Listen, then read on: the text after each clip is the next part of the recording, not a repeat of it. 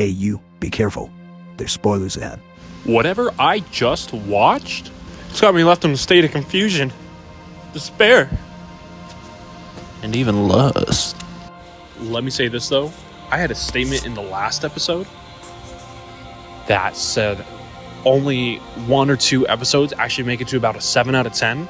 If they're really pushing it, maybe just one of them. This one's an 8, maybe a 9.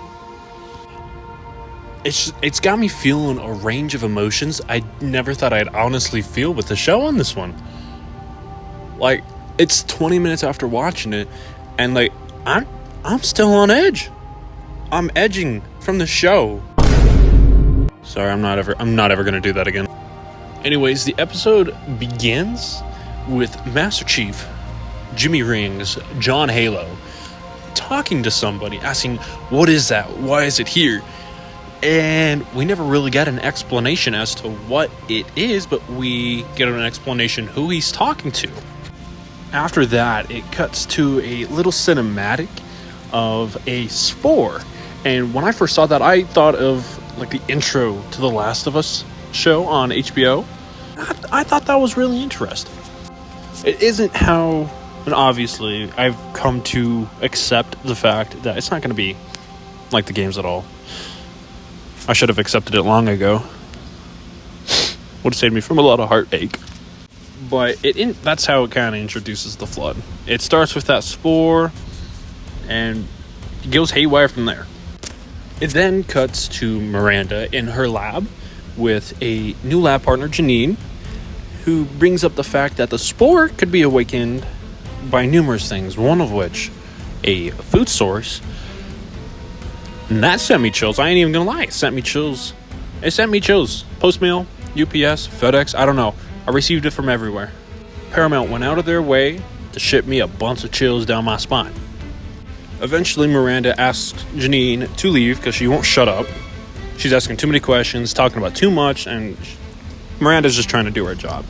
As Janine is leaving, some music starts to play, and it kind of feels like those early 2000s high school movies kind of songs. And it starts to show Janine's downfall into turning into the flood. It'll have her colleagues, her co-workers, just talking, having fun. She'll be standing there, twitching, tweaking. Not like she's doing fentanyl, kind of tweaking. Her descent into turning into the flood. While everyone around her is having a fun, nice time, just talking about the work they're doing, all the science projects, she finally snaps and kills a fellow colleague. And then that's when we cue the opening credits. We then open up to Kai, Perez, and their assortment of other Spartan 3s. I don't want to call them Spartan 3s. They're glorified Spartan 4s. They're not even augmented. But they are loaded up onto Condors as they are about to go infiltrate the Covenant ships. As they're getting ready to go infiltrate the Covenant ships, they get blown up, blown to pieces. And literally like 2, maybe 3 out of the Spartans survive. It's Kai, Perez, and a couple others. I don't even know the names of the other ones. But they get launched into space and they have to maneuver their way around all the debris of every other ship destroyed and their fellow soldiers. I will say that the infiltration on that ship was actually pretty nice to see. Like I said, now I know where the entire budget went for the show, because unlike when they had the simulations in one of the former episodes, they actually had the elites and the jackals. I don't know if there's jackals, but I might have seen a grunt, and I haven't seen a grunt like all season. But watching them fight each other was really entertaining to see graphically, and I don't think I had like any problems with it. While this is going down, Chief is in a Condor watching it all go down. And he's debating whether to just go straight for McKee's ship or to go help out Kai and the other Spartans. And we get a scene where Chief flips a coin, and that's what makes him decide to go help Kai on the Covenant ship. While Chief is on his way to the Covenant ship that Kai is on, Perez gets hit, she goes down, and then proceeds to dual-wield needlers. And it was very interesting to watch Kai pull Perez as Perez is shooting at the Covenant, slowly running out of ammo to protect him. Kai then gets up to the dashboard for the ship and is hesitant to plant the device in it because she knows what's going to happen, and she lets Perez know, like, hey, you ain't going to make it out of here. As she's kind of flipping her own coin in her head, Chief blows up the side of the ship, gets in, and you can't really see the fight go down, but what you can see seems really cool and interesting to watch. He gets in, he kills all the elites there. He probably hits them with the 180 no-scope with the shotgun again, like we saw in the first episode. And that's when they decide, hey, we're not going to blow this entire solar system up. So Chief helps him escort everybody out. Kai's like, hey, I'll be right behind you. And after everyone's off the ship and Perez is safe and getting treatment, she's still on the Covenant ship, and she's looking at the SCS-class ship, like the biggest Covenant ship you've ever seen, not counting High Charity, and proceeds to ram into it and blow it up. I was really hoping to see like an explosion like you see from the Halo 2 Anniversary blur animations. I was hoping for a very big explosion, but we just got Perez's face watching this happen. Now, on a completely different side of the galaxy, Parangoski brings in Halsey to try and help her deter Chief from not listening to orders from Parangoski herself. And while Chief is flying through space, Halsey gives him directions on the best infiltration point onto McKee's ship. Obviously, they don't know McKee's on there, but they do know that Cortana's on that ship. Eventually, he gets on and he finds Cortana in the most mundane colors of a ship. I'm still going to complain about that. I will never not complain about that. But I will say the holes of the ship actually do look pretty nice. It makes me feel things on the inside. We then cut back to Halsey and Miranda talking to each other through a secret mic. I don't know how. And they're discussing about the spore. And as they're talking about it, Miranda realizes that it's attacking everybody. She begins to notice people are just standing still and twitching, and that's the infection actually starting to work its way into the nervous system. I also forgot to mention during this time that Quan and Soren are going through the facility to go get Liara and Kessler out of their cells, because they're somewhere in this facility. Next to them in this facility, though, is what I believe is Janine. And she's just standing there. Kessler's like, she's sad. She's real depressed.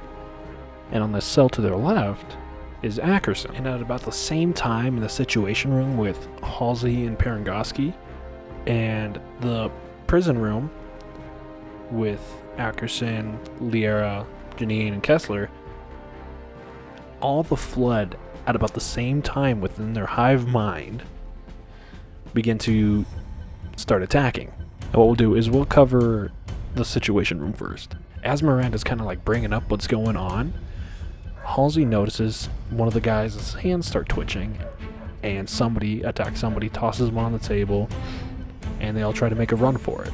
And at some point, Parangoski, thankfully, gets killed. She gets bundled up with a bunch of other infected humans and is being killed by the Flood. Now, I didn't really like the character. She seemed, for being Oni, she seemed stuck up, so that's probably, I probably don't like her for a good reason.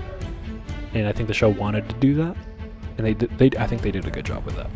But Halsey nearly escapes and closes the door behind her as Parangoski just stares into her eyes, not in pain or anything, as she's being molested by basically zombies.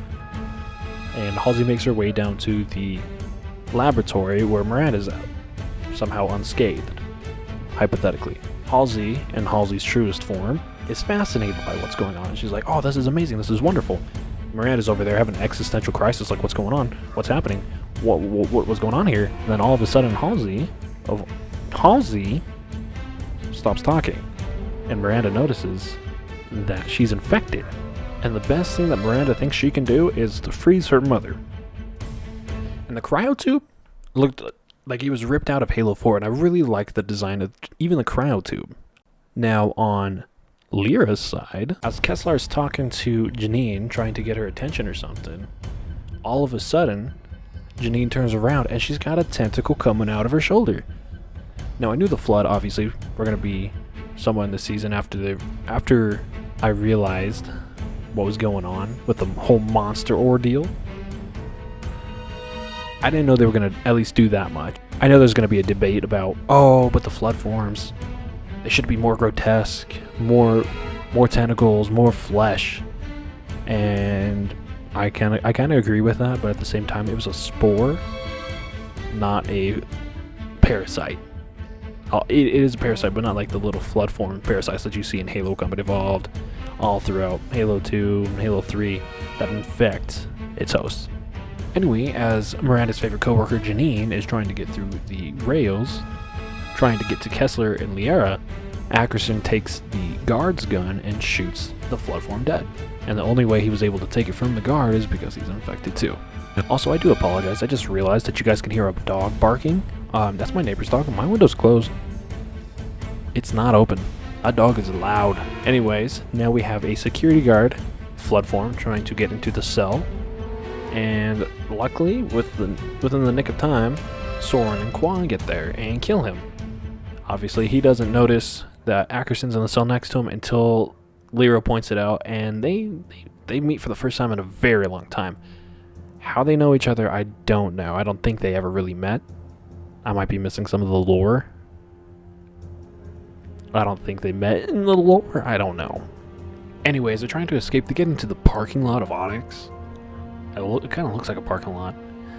And they're trying to escape. There's flood all over the area. I mean, they're all still in human form. You don't really see any infection forms. But they're all still infected. And all of a sudden, which I honestly think they really did a good job on, is that at the same time, they all go after our protagonist. They go after Quan specifically at some point, and she has another schizo moment for like the 4th time in this entire series. It's the old lady from Sanctuary, and I couldn't really tell if she was helping control the flood. I don't know what her role is in this. I don't know if she was with, or if she was holding them, trying to stop them from like attacking. I don't know. But she's stopping the flood from attacking Quan just so she can escape. Quan gets out of that whole bundle of flood untouched, keep in mind, and they all run to a door, and Lyra says, "I'll be right behind you." Closes the door behind Soren. We come to find out that she's infected too. And I felt sad. Like, I didn't like Lyra's character too much, but at the same time, it's a little sad to see her go. But I felt something during the show, during this time, and I will admit, I felt feelings. And that's about the end with that side plot. And with that side plot, I think they tied it up pretty well. It's not all just all over the place. I feel like they had to salvage it somehow, and I think that wasn't a bad way to salvage it. But we now go back to the Chief. He's in the ship that McKee was on with the Arbiter, and it's starting to crash into the Halo because it was taking a decent amount of damage during the combat not too long ago. And in Doom fashion, he punches a console to save himself and Cortana, because Cortana's not gone. She's in the Covenant system. So his mind was like, you know what, I'm going to beat the crap out of this console, and she's going to be with me again. And I am so thankful they brought them finally together. But it took too long. Too long. They are my favorite power couple. And the show will finally make me feel happy about it. Anywho, as they crash onto the Halo in Chief fashion. And at this point, we need Johnson in there to question why the Chief did it. Crazy fool. Why do you always jump? And for who knows how long he was on that ring, he already took his helmet off. But thankfully he put it back on. I wasn't surprised. He held it like in Halo Infinite fashion when we first saw the first trailers for that. Also, within the first 30 seconds, not even 30 seconds, first 10 seconds of that Halo Infinite trailer, the first one we ever got, I knew what it was. I knew. But eventually Cortana shows up and she's back. We got the power couple back together. But eventually they find the spire that they need to go to, and it kind of looks like the library. Scratch that, not library. It looks like the control room from Halo 2. So he goes on his way to go find McKee and the Arbiter, but I don't think he knows the Arbiter's there yet at this time. And in due time, he catches up with the two, and McKee, with her special white girl power, touches the console, and it opens up the door, because she is a chosen one. And after that scene, I think we get probably the coolest fight we've seen all season. Not counting the flood. Not counting anything else from this season. I honestly think last season had more fighting scenes, but these ones looked actually pretty decent. I still wish they had a decent amount more action than what they do have. I know you can't have it all the time in a show, but I still feel like they're lacking somehow. If you guys have ever watched like Band of Brothers, it's not always fighting, but it's during World War II. There's going to be fighting. This is Halo. There's going to be fighting. But we get the coolest scene between Chief and Arby.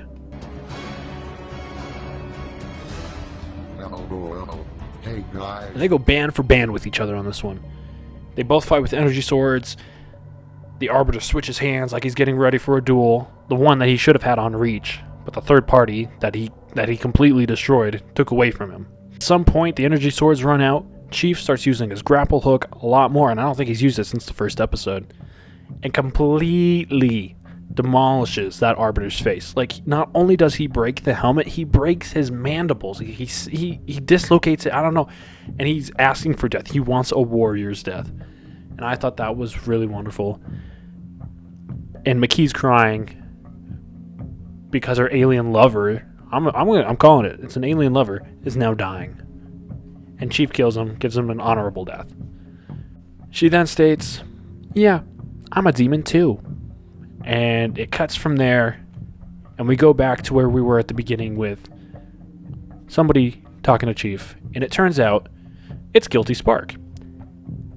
It's not the same voice actor, although I do think this voice actor did a pretty decent job. He sounds very serious though, so I'm curious to see where they take him from here. But that's about it. That wraps up Halo. I'm thinking about doing a couple more videos, one that's talking with you guys about what your guys' thoughts are. I'm going to read your guys' comments, so don't forget to comment down in the comment section. I will read everything. I'm not a reader, but I will read. And I will probably do another one where it's just my honest opinions on it later on down the line. It won't be too long, but I got a bunch of stuff on my schedule that I got to take care of before I get to that. Anyway, like I said, tell me what you guys thought about the show. Tell me in the comments. I'll read it. I'll talk to you guys. Don't you forget to like and subscribe as well. It means a lot to me for a small content creator. I know I don't do much, but I enjoy it. When I first started this, I was like, okay, we'll see where this goes. And it seems to be doing pretty all right for starting off. And I'm enjoying it. I'm enjoying giving this to you guys as like a little side project of mine. And I hope you guys enjoy the content too. Anyway, thank you guys. Don't forget to like and subscribe. Love you all.